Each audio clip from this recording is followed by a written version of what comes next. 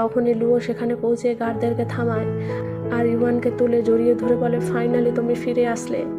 কিন্তু ইউয়ান তাকে দূরে সরিয়ে বলে, তুমি কে আর এসব কি করছো? লুও মনে বলে, সে আমাকে চিনতে পারলো না, সে কি আমার ইউয়ান নয়? তখন জ্যাং বলে, মিস্টার লু, সে আমার এক্স ওয়াইফ। কে জানে কিভাবে সে এখানে চলে এসেছে, আমি এখনই তাকে এখান থেকে বের করে দিচ্ছি। জিয়াও বলে, লুও, এই ইউয়ান নয়, সে শুধু ইউয়ানের মতন দেখতে, আসলে সে ডিজাইন চুরি করে এখানে কাজ করতে এসেছে। তুমি তো সবসময় চুরি করা লোকেদেরকে ঘৃণা করো, তবে আজ একেও শাস্তি দাও। ইউয়ান বলে, চোর আমি না, চোর তারা, কেননা তারা আমার করা ডিজাইন চুরি করেছে। তখন জ্যাং বলে, মিস্টার লু, তার কথায় কান দেবেন না, আমি তাকে ডাইভোর্স দিয়েছি তো, তাই সে জেনে জেনে আমার কাছ থেকে বদলা নেওয়ার জন্য এসব মিথ্যে বলছে। তখন ইউয়ান সুমেংয়ের হাতে থেকে ডিজাইনের ফাইলটা ছাড়িয়ে এনে লুওকে তার সাইন দেখিয়ে বলে, মিস্টার লু, দেখো, এটা আমার সাইন, আমি আমার সব ডিজাইনে এইভাবে মার্ক দিয়ে রাখি। লুও এটা দেখে জ্যাং কোম্পানির সাথে আর কাজ করবে না বলে বারণ করে দেয়। জ্যাং এটা শুনে রেগে ইউয়ানকে মারতে আসে যে, তোমার জন্যই আমার এত বড় লস হয়ে গেল। কিন্তু লুও তার হাত ধরে নেয় আর বলে, তুমি আমার সামনে তার উপরে হাত তোলার সাহস করলে কি করে? জ্যাং বলে, সরি স্যার। আর ইউয়ানকে বলে, তোমাকে আমি থাকতে ঘর দিয়েছিলাম, কিন্তু তুমি আমার সাথে এমনটা করলে। জ্যাংয়ের কথা শুনে লুও ইউয়ানকে জিজ্ঞেস করে, তুমি কবে থেকে তার ঘরে থাকতেছিলে? জ্যাং ঘাবড়িয়ে মনে বলে, লুও জানতে পেরে যাবে না তো যে 5 বছর আগে আমি এর অ্যাক্সিডেন্ট করিয়েছিলাম আর আমার সাথে আমি তাকে গ্রামে নিয়ে গেছিলাম। তাই সে তাড়াতাড়ি করে বলে ওঠে, সে ছোট থেকেই একা ছিল, তার নিজের বলে কেউ নেই। তখন অ্যাসিস্ট্যান্ট এসে লুওকে একটা ফাইল দেয়। লুও ফাইলটা দেখে রেগে ইউয়ানকে টেনে সেখান থেকে নিয়ে চলে যায়। জ্যাং আর সুমেং তো অনেক ভয় পাচ্ছিল যে মিস্টার লু সত্যিটা জানতে পেরে গেলে আমাদেরকে তো বাঁচিয়ে রাখবে না। জ্যাং জিয়াওকে বলে, আপনি তো মিস্টার লুওর ফিউচার ওয়াইফ না, প্লিজ আপনি আমাদের হেল্প করুন। তাদের কথা শুনে জিয়াও বলে, তোমরা আমার কথা মেনে চললে আমি তোমাদের সাহায্য করব। এতে সুমেংয়ের সাথে সাথে জ্যাংও অনেক খুশি হয়ে যায়।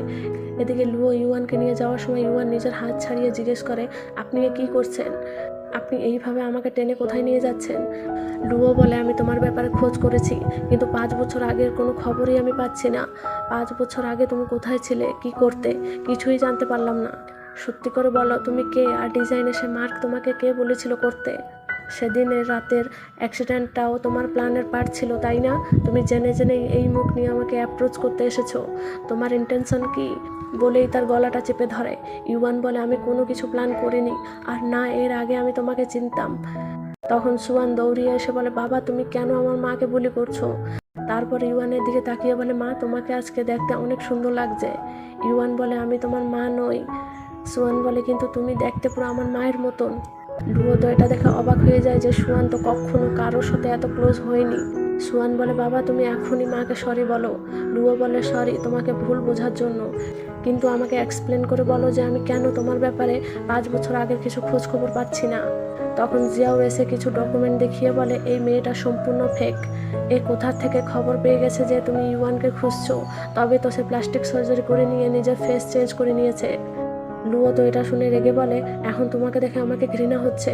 জিয়াও বলে, প্লাস্টিক সার্জারি করে তুমি অনেক কষ্ট করেছো লুওর অ্যাটেনশন পাওয়ার জন্য, তাই না? ইউয়ান বলে, আমি কোনো প্লাস্টিক সার্জারি করিনি, আমি শুধু আমার মুখের দাগের জন্য সার্জারি করেছিলাম। লুও বলে, আমি তোমার কোনো বাজে কথা শুনতে চাই না।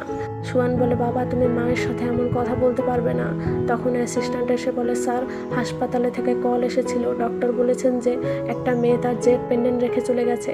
এটা শুনে লুও খুশি হয়ে যায় যে এবার আমি নিশ্চয়ই ইউয়ানকে খুঁজে পেয়ে যাব। তাই সে জিয়াওকে সুয়ানকে বাড়ি নিয়ে যেতে বলে সেখান থেকে চলে যায়। জিয়াও ইউয়ানকে ধমক দিয়ে বলে, আর কখনো লুওর সামনে আসার সাহস করবে না, বলে সেও সুয়ানকে নিয়ে চলে যায়। তখন ইউয়ানের কাছেও হাসপাতালে থেকে কল আসে যে তুমি তোমার জেড পেন্ডেন্ট এখানে রেখে চলে গেছো। এদিকে লুও হাসপাতালে এসে নিজের পেন্ডেন্ট দেখিয়ে ডক্টরকে জিজ্ঞেস করে যে, কি এমন কোনো পেন্ডেন্ট আপনার হাসপাতালে কেউ রেখে চলে গেছে? আপনি কি তার ব্যাপারে আমাকে বলতে পারবেন? ডক্টর বলে, সরি, আমরা আমাদের পেশেন্টের পার্সোনাল ইনফরমেশন কাউকে দিতে পারবো না। তাই লুও তার অ্যাসিস্ট্যান্টকে সিসিটিভি চেক করতে বলে। এরপর ইরওয়ানকে দেখানো হয় সে তার পেন্ডেন্ট নিয়ে ঘরে এসে গেছিল। সে বসে ভাবছিল যে লুও এমন কেন বললো যে আমার ব্যাপারে 5 বছর আগের কোনো ইনফরমেশনই খুঁজে পাচ্ছে না। এসব ভাবতে ভাবতে তার মাথা ব্যথা করতে লাগে। সে বলে, জ্যাং আমাকে মিথ্যা বলেনি তো? তখন তার ঘরের বেল বাজে। সে খুলে দেখে সুয়ান তার বাবার সাথে এসেছিল। সুয়ান কান্না করছিল। লুও বলে, সে তোমার সাথে দেখা করার জিদ করছিল আর ঘুমোতে ছিল না, তাই বাধ্য হয়ে আমাকে তাকে এখানে নিয়ে আসতে হলো। ইউয়ান তাকে চুপ করায়। লুও ইউয়ানকে বলে, এখন তোমার কাছে তো কোনো জব নেই, তবে তুমি কি আমার মেয়েকে সামলানোর কাজ করবে? এর বদলে আমি তোমাকে মাসে 50,000 করে টাকা দেব। ইউয়ান বারণ করে বলে, আমি সুয়ানকে ভালোবাসি, কিন্তু আমি এই জব করতে পারবো না। আমার স্বপ্ন আমি যেন ভালো এক জুয়েলারি ডিজাইনার হতে পারি। তখন সুয়ান তাকে বলে, মা তুমি কি আমাকে ভালোবাসো না? আমার সাথে থাকতে চাও না? লুও বলে, শুধু স্কুলের পর সময়টুক তোমাকে তার যত্ন নিতে হবে, যার ফলে তোমার কাজেও কোনো দেরি হবে না। আমি তোমাকে লু হাউসে থাকতে একটা রুমও দেব। সুয়ান বলে, মা হ্যাঁ বলে দাও না। ইউয়ান সুয়ানের দিকে তাকিয়ে নিজের বাচ্চার কথা মনে করে হ্যাঁ বলে দেয়। পরের দিন সে সুয়ানের জন্য কেক নিয়ে এসেছিল। কেকটা ম্যাঙ্গো ফ্লেভারের ছিল, তাই সুয়ান খাবে না বলে বারণ করলে লুও বলে সুয়ানের ম্যাঙ্গোতে অ্যালার্জি হয়, তাই সে ম্যাঙ্গো খায় না। ইউয়ান তো এটা শুনে শকড হয়ে যায়, কেননা ইউয়ানেরও ম্যাঙ্গোতে অ্যালার্জি হয়। তাই সে লুওকে জিজ্ঞেস করে, সুয়ানের মা কোথায়? লুও বলে, হঠাৎ এমন কেন জিজ্ঞেস করলে? সুয়ান বলে, মা তুমি তো আমার সামনে বসে আছো। তখন জিয়াও এসে ইউয়ানকে দেখে শকড হয়ে যায় আর লুওকে জিজ্ঞেস করে, এখানে কেন এসেছে? লুও বলে, আমি তাকে সুয়ানের জন্য হায়ার করেছি, আর হ্যাঁ কোম্পানিতে ডিজাইনার পোস্টে জবও দিয়েছি, তাই তুমি তার ডকুমেন্ট অ্যাপ্রুভ করে নেবা। বলেই সে উঠে চলে যায়। ইউয়ান এসে জিয়াওকে হ্যালো বলে তার হাত আগে করে, কিন্তু জিয়াও রেগে সেখান থেকে চলে যায়। পরে ইউয়ান অফিসে বসে তার কাজ করছিল, তাকে দেখে বাকি এমপ্লয়িগুলো নিজেদের মধ্যে কথা বলছিল যে শুনেছি মেয়েটা ইন্টারভিউ ছাড়াই এই জবটা পেয়ে গেছে, হয়তো সে মিস্টার লুওকে স্যাডিউস করে এই জবটা পেয়েছে। তখন জিয়াও তাদের কাছে এসে বলে, আজকের মিটিংয়ে যে প্রজেক্টের ব্যাপারে কথা বলা হবে সেটা রেডি তো? তারা হ্যাঁ বললে জিয়াও তাদেরকে ইউয়ানের ডিজাইন করা একটা ফাইল দিয়ে বলে, সেটা রেখে এই প্রজেক্টের ফাইলটা এই মেয়েটাকে দিয়ে বলো যে আজকের মিটিংয়ে এই ডিজাইনের ব্যাপারে কথা বলা হবে। তাই সেই মিস্টার লুওকে এই ফাইলটা দিয়ে দেবে। কিন্তু এমপ্লয়িগুলো বারণ করে বলে, না না স্যার, মিস ইউয়ানের ডিজাইনগুলো ছুঁইতেও আমাদেরকে বারণ করেছেন। জিয়াও বলে, তোমাদের কিছু হবে না, আমি কথা দিচ্ছি, যা হবে এই মেয়েটারই হবে। এটা শুনে তাদের মধ্যে একটা এমপ্লয় এসে ইউয়ানকে ফাইলটা দিয়ে মিটিংয়ে আসতে বলে। ইউয়ান মিটিংয়ে এসেই লুওকে ফাইলটা দিলে লুও তো ইউয়ানের ফাইলটা দেখেই অনেক রেগে যায়, আর সেই ইউয়ানের ওপর চিৎকার করে ওঠে যে তোমার সাহস কী করে হয় ইউয়ানের ডিজাইনগুলো ছুঁইতে। ইউয়ান তাকে কিছু বলতে পারতো তার আগেই লুও তাকে বলে, আমার মেয়ে শুধু তোমাকে পছন্দ করছে, তাই আমি তোমাকে আমার ঘরে থাকতে দিয়েছি আর এই জবটা দিয়েছি। এর মানে এটা মোটেও নয় যে তুমি আমার অফিসে এসে তোমার নিজের হিসাবে কাজ করবে। আজকের পর থেকে তুমি আমার টেবিলে থাকা জিনিসগুলো ধরে থাকলে আমি তোমাকে কোম্পানি থেকে বের করতে বাধ্য হব। তারপর সবাইকে নিজেদের কাজ করতে বলে সেখান থেকে চলে যায়। পরে জিয়াও ইউয়ানকে এমপ্লয়ীদের হেল্পে স্টোর রুমে টেনে নিয়ে আসে আর তাকে টর্চার করে বলে, তুমি কি ভেবে নিয়েছিলে যে তোমার মতন একটা গরিব গ্রামের মেয়ে এসে লুওকে পটাতে পারবে? আমি তোমাকে লুওর কাছে থেকে দূরে থাকতে বলেছিলাম, কিন্তু তুমি আমার কথা শুনলে না। ইউয়ান বলে, তোমার ভয় করছে না যে মিস্টার লুও এই ব্যাপারে জানতে পারলে তোমার অবস্থাটা কি করবেন? জিয়াও বলে, আমি তার ছোটবেলার বন্ধু আর ফিউচার ওয়াইফ, সে আমার সব কথা শোনে, তাই সে আমাকে কিছুই বলবে না। দেখতে চাও বলেই সে তার এমপ্লয়িগুলোকে ইউয়ানের হাত ধরতে বলে। তারপর ইউয়ানকে বলে, লুও শুধু এই মুখের জন্যই তোমাকে তার আশেপাশে থাকতে দিচ্ছে, যদি আমি এই মুখটাকেই নষ্ট করে দেবো তবে?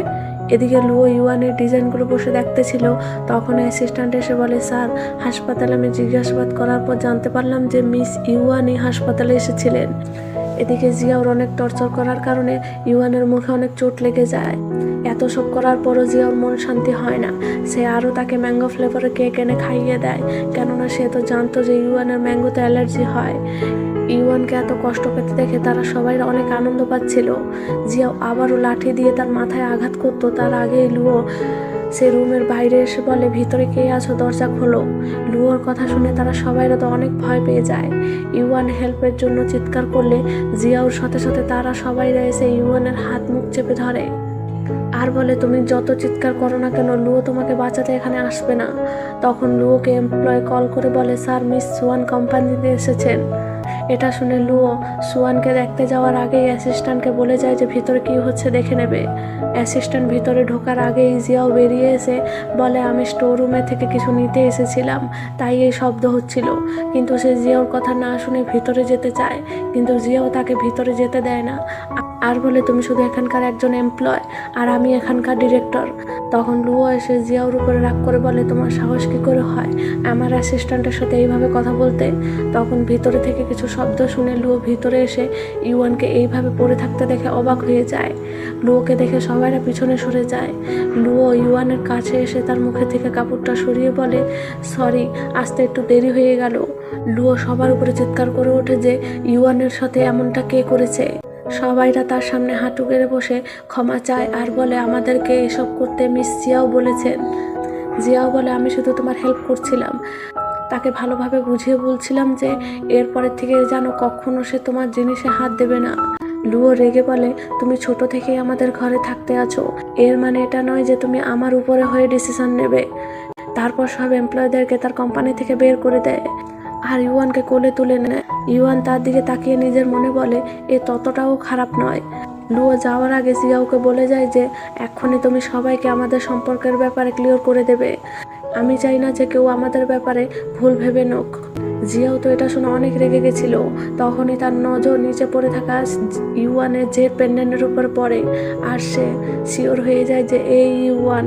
কিন্তু সে জেনে শুনেই সে পেন্ডেন্টটাকে ডাস্টবিনে ফেলে দিয়ে বলে আমি কখনো লুওকে তোমার সাথে থাকতে দেব না। পরে লুও ইউয়ানকে হাসপাতালে নিয়ে এসেছিল। ডক্টর তার ট্রিটমেন্ট করে বলেন তার ম্যাঙ্গোতে অ্যালার্জি হয়। লুও তো এটা শুনে পুরো শকড হয়ে যায়। তখন ইউয়ানের জ্ঞান ফিরে আসলে সে জিজ্ঞেস করে তোমার কাছে কি কোনো জেট পেন্ডেন্ট আছে? ইউয়ান হ্যাঁ বলে নিজের গলায় হাত দিলে জানতে পারে যে সেটা কোথায় হারিয়ে গেছে। অ্যাসিস্ট্যান্ট এসে বলে জেট পেন্ডেন্টটা অফিসেই দেখা গেছিল। লুও তো এটা শুনে মনে বলে আমার আগেই বুঝে নেওয়ার ছিল যে এই মেয়েটা মিথ্যা বলছে। সে সেখান থেকে যাওয়ার জন্য বের হলে সুয়ান এসে সেখানে পৌঁছে যায়। লুও তাকে দেখে বলে মা এইভাবে এদিক ওদিক যাবে না, এখানে থাকো, আমি এক্ষুনি আসছি বলে সেখান থেকে সে চলে যায়। সুয়ান ইউয়ানের কাছে এসে জিজ্ঞাসা করে মা তুমি কিছু খুঁজছো? ইউয়ান বলে আমার জেট পেন্ডেন্টটা হারিয়ে গেছে। সুয়ান বলে মা চিন্তা করো না, আমার কাছে অনেক টাকা আছে, আমি তোমার জন্য নতুন আরেকটা কিনে নেব। ইউয়ান বলে না মা সেটা আমার জন্য অনেক প্রিসিয়াস। সুয়ান বলে তবে চলো সেটা গিয়ে খুঁজি। তারপর তারা দুজন সেটা খুঁজতে লাগে। শেষে সুয়ান সেটা ডাস্টবিনে থেকে পেয়ে যায়। ইউয়ান তো সেটা পেয়ে অনেক খুশি হয়ে গেছিল। পরে সুয়ান তার মাকে তার বাবার প্রাইভেট লঞ্চে নিয়ে আসে নতুন জামা কাপড় কিনতে, কেননা যে পেন্ডেন্ট খুঁজতে গিয়ে দুজন পুরো নোংরা হয়ে গেছিল। সুয়ান তার মার জন্য অনেক দামি দামি ড্রেস, পার্স, হিলস সিলেক্ট করছিল। তখন সুমেং আর জ্যাং লুওর সাথে দেখা করতে সেখানে এসে পৌঁছায়। জ্যাং ইউয়ানের সাথে সুয়ানকে দেখে বলে আমি তোমাকে ছাড়া 6 মাসও হয়নি, তুমি এত তাড়াতাড়ি একটা বাচ্চার মাও হয়ে গেলে, তুমি তো দেখছি অনেক দ্রুত। ইউয়ান তাদেরকে বলে যে এ মিস্টার লুওর মেয়ে, কিন্তু তারা ইউয়ানের কথায় বিশ্বাস করে না। তাই ইউয়ান সুয়ানকে নিয়ে যাওয়ার সময় সুমেং তার ব্রেসলেট হারিয়ে গেছে বলে চেঁচিয়ে ওঠে আর বলে নিশ্চয়ই তারাই সেটা চুরি করেছে। বলেই দুজন মিলে ইউয়ান আর সুয়ানকে বুলি করতে লাগে। ইউয়ান বলে প্লিজ সুয়ানকে ছেড়ে দাও, তোমাদের যা করার আমার সাথে করো, ছোট্ট বাচ্চা সে, তাকে দয়া করে ছেড়ে দাও। কিন্তু তারা কি শোনার মানুষ? তখনই লুও সেখানে চলে আসে আর এসব দেখে রেগে যায়। সবার আগে সে সুয়ানের কাছে এসে বলে মা তুমি ঠিক আছো তো? সুয়ান বলে বাবা আমি ঠিক আছি, কিন্তু এই বাচ্চা মানুষ দুজন আমার মাকে অনেক বুলি করছে। লুও ইউয়ানেরও চিন্তা করছিল। জ্যাং লুওকে কিছু বলতে যাচ্ছিল, কিন্তু লুও রেগে তাকে চড় মেরে বলে আমার মেয়েকে বুলি করার সাহস কি করে হলো তোমার? এটা শুনে তো তারা দুজন অবাক হয়ে যায়। লুও বলে আমি তোমাদের সাথে আমার সব কন্ট্রাক্ট এখনই ক্যান্সেল করছি, আজকের পর থেকে আমার আশেপাশে যেন তোমাদেরকে না দেখতে পাই। জ্যাং ইউয়ানের কাছে হাঁটু গেড়ে বসে পড়ে আর বলে আমি তো তোমার এক্স হাজব্যান্ড না, প্লিজ আমার হেল্প করো। কিন্তু ইউয়ান এখন তাকে দেখতেও চেয়েছিল না। তখন লুও এসে ইউয়ানকে পিছনে সরিয়ে তাদেরকে গার্ডের হাতে এখান থেকে বের করে দেয়। ইউয়ান সবার আগে সুয়ানের কাছে এসে বলে মা তুমি ঠিক আছো? তারপরে অ্যাসিস্ট্যান্টকে বলে সুয়ানকে একবার চেকআপের জন্য হাসপাতালে নিয়ে যাও। লুও হ্যাঁ বলে সে সুয়ানকে নিয়ে চলে যায়।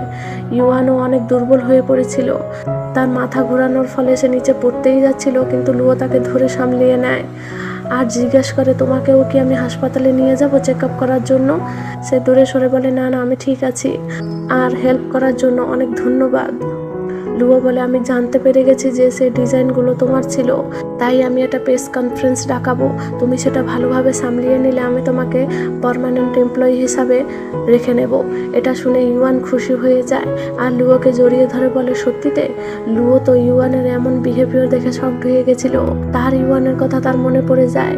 ইউয়ান পিছনে সরে বলে সরি আমি একটু বেশি এক্সাইটেড হয়ে গেছিলাম। তাদেরকে এইভাবে দেখে জিয়াও তো অনেক রেগে যায়।